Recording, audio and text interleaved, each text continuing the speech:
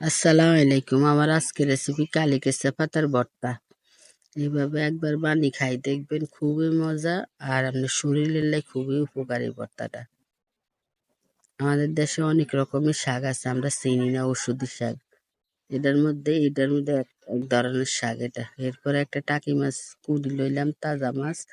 এরপরে আমি রেগুলারে টালি উঠাইলাম, কিছু কাঁচামরিচ টালি দিলাম। এরপরে শাকগুলা দিয়ে দিলাম, এই তেলের মধ্যে একটু লবণ দিয়ে দিলাম। দেওয়ার পরে শাকটা ভালো করে ভাজি করি। এরপরে উঠা হেলাইম। এই যে আমার শাকটা পানি বাইরে গেছে, এরপরে শুকনো শুকনো করে হেলাইম। শুকনো হয়ে গেলে শাকটা উঠা হেলাইম। এরপরে আমি শিল্পাটা ধুই নিচ্ছি, আগে মরিচগুলা বাড়ি হেলাইম, মাছগুলা একদম কাঁটাটা সরা হেলাইছি, সরাই মরিচগুলা বাড়ি। এরপরে মাছটা বাড়ি হেলাইম।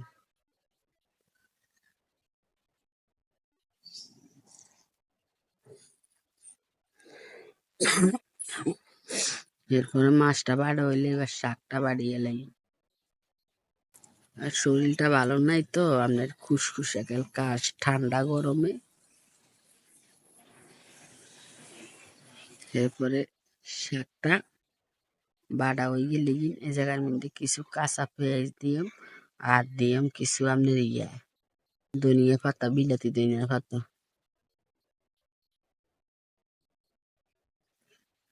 এই যে এরপরে এগুলারে বাড়া হইলে আমার বক্তাটা রেডি।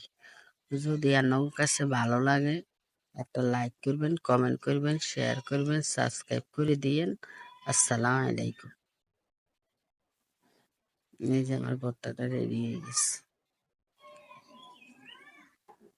একবার এইভাবে বানাই খাই দেখবেন, খুবই ভালো। আমি গাছের ইয়া দিয়ে দিছি, ছবি দিয়ে দিছি, ওটা দেখ।